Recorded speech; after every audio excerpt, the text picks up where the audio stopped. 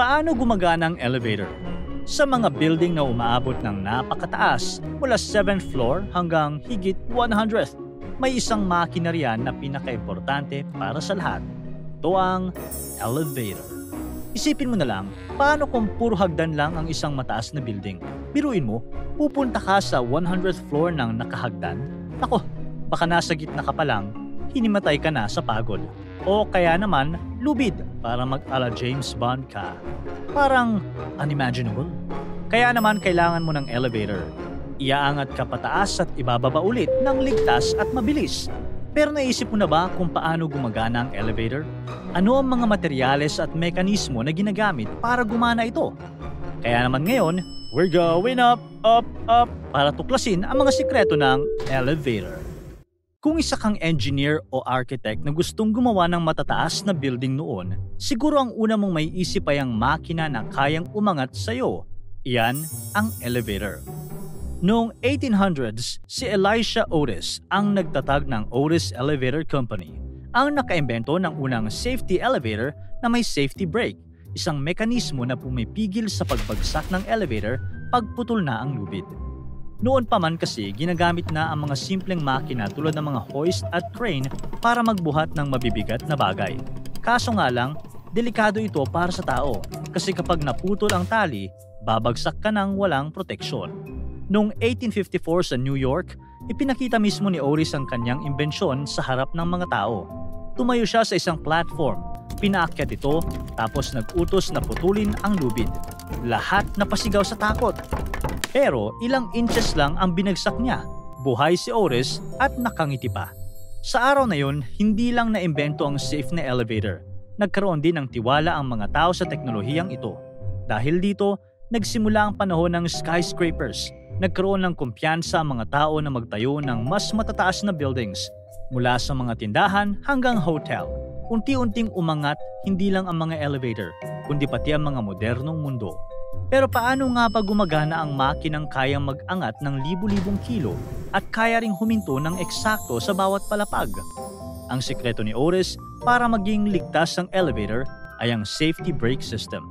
May leaf spring, mga manipis na bakal na nakabalugtot para makatulong sumalo ng bigat o puwersa, at pivot arms, ang mga braso na umiikot para maglipat ng galaw na nakakabit sa mga bakal ng ngipin sa gilid ng elevator shaft.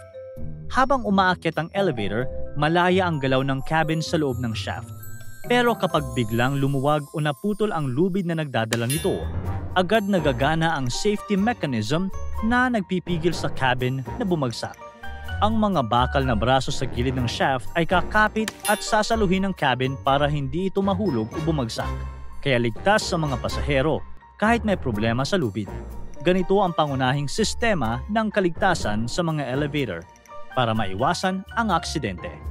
Habang lumipas ang panahon, marami nang idinagdag sa makabagong elevator. Ang mga modern elevator ay gumagamit ng advanced na physics at engineering systems tulad ng motors, sensors at computer controls. Lahat ng parte nito mula sa safety brakes hanggang sa smart control systems ay nagtutulungan para kahit gaano pa kataas ang building ay safe ang mga pasahero. Ang shaft o hoistway ay ang tuloy-tuloy na vertical na space, parang tunnel kung saan gumagalaw ang elevator pataas at pababa. Sa pinakaibaba nito, merong tinatawag na pit, isang safety zone o buffer area na nagbibigay ng extra space kung sakaling kailangan ng elevator ng dagdag na clearance kapag bumaba ito ng husto. Kailangan ito para masiguradong ligtas at may sapat na espasyo ang elevator system kahit sa emergency situations. Sa loob ng shaft, nandoon ang cab, ang sasakyan ng tao at gumagalaw sa mga bakal na guide rails.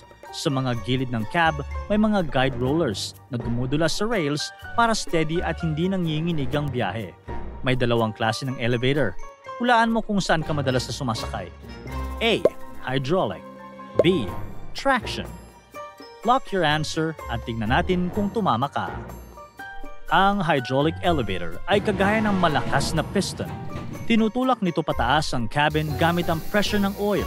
Merong cylinder na nakabaon sa sahig at sa tabi may machine room na may pump na nagtutulak ng oil papasok sa cylinder.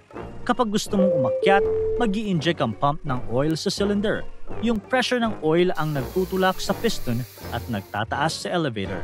Kailangan ng mahaba at matibay na cylinder kaya kadalasan ginagamit lang ito sa mga 6-story buildings para mas practical at safe. Ang traction elevator naman ang ginagamit sa matataas na building gaya ng skyscraper na lampas 100 stories. Sa pinakaibabaw ng shaft, may machine room na may electric motor. Yung motor ang umiikot sa sheave, isang special pulley na may mga riles para sa cable at siyang humihila sa mga cable na nag-aangat at nagpapababa sa elevator. Sa isang dulo ng cable, nakakabit ang cabin. Sa kabila naman, ang counterweight, ang mabigat na timbang na nagbabalanse sa sistema para hindi kailangang buhatin ng motor ng buo ang bigat ng cabin. Habang umakyat ang cabin, bumababa ang counterweight at kabaliktaran naman kapag bumababa ang elevator. Kaya ang traction elevator mas mabilis, efficient, at kayang magdala ng mas mabigat na load kumpara sa ibang elevator type. Kaya marahil, sa traction elevator ka madalas na sumasakay. Ang elevator mayroon ding controller box. Mukha itong maliit na refrigerator sa loob, pero dito na po proseso ang bawat command, kung anong floor ang pipindutin, gaano kabilis ang pag-akyat o pagbaba, at paano titigil ng eksakto sa tamang palapag. Sa mga modern building, mayroong tinatawag na Machine Room-less Elevator o MRL. Sa ganitong system, ang motor at iba pang parte ng elevator ay naka-install mismo sa ibabaw ng shaft kung saan gumagalaw ang elevator. Kaya hindi na kailangan ng hiwalay na room para sa makina. Dahil dito, mas nagiging maliit ang space na kinakailangan ng elevator. Bagamat mas compact ito, pareho pa rin ang gamit nitong prinsipyo ng traction system. Mapapansin mo rin na sa bawat floors, may sarili ring pinto ang shaft at sa loob naman ng elevator cab, may isa pa. Hindi sila pwedeng magbukas ng magkahiwalay. Kailangan magtagpo muna ang cab door at ang hoistway door at kapag eksaktong nagtapat na, doon pa lang sila bubukas. Hanggat hindi nakalinya sa tamang palapag, mananatiling sarado ang lahat ng pinto. Ang nagkokontrol ng galaw na ito ay ang door operator na nakalagay sa itaas ng cab.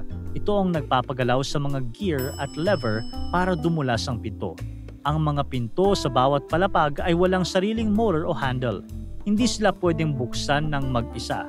Binubuksan lang sila ng clutch ng cab door habang dumadaan ito sa tapat nila. Kapag eksaktong nakatapat sa tamang palapag, itinutulak ng clutch ang pickup roller ng hoistway door.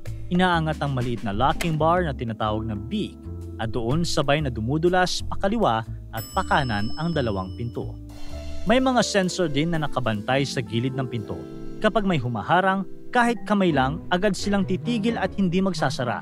At hanggat hindi tuluyang nakasara ang mga pinto, hindi aandar ang elevator kahit ilang pindot pa ng button.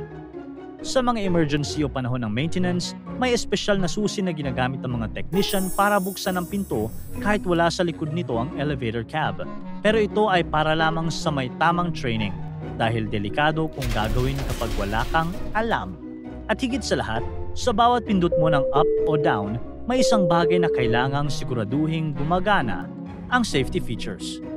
Sa elevator, may high-tech team ng mga makina at sensor na nagtutulungan para siguraduhin na ligtas kang makarating sa pupuntahan mo.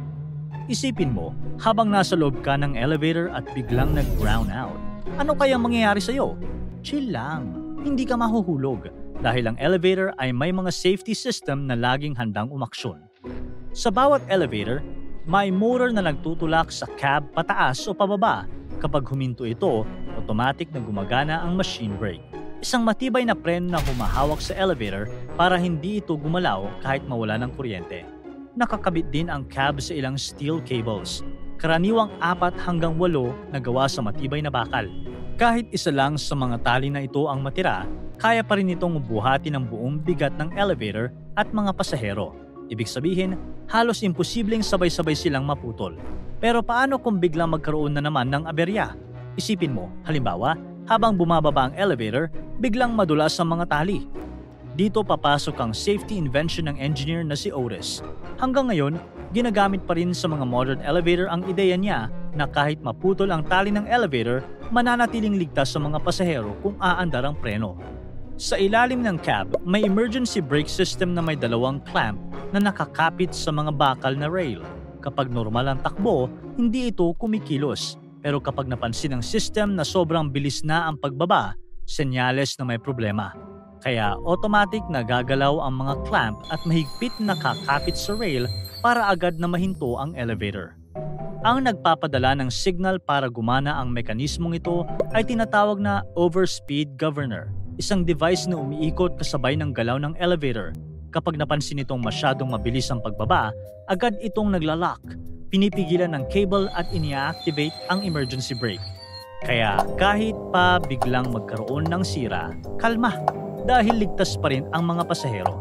Kaya tandaan, kung sakaling nasa loob ka ng elevator at bigla na lang itong huminto, huwag mong pilitin buksan ang pinto o umakyat palabas.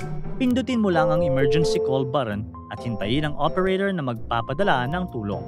Nakakabilib isipin na sa likod ng simpleng pagpindot ng button, kumikilos ang isang matalinong sistema ng bakal, kuryente at sensors para maiangat tayo ng ligtas at mabilis. Kung walang elevator, baka wala din ang mga naglalakihang building. Kung meron man, baka araw-araw ay mountain climbing.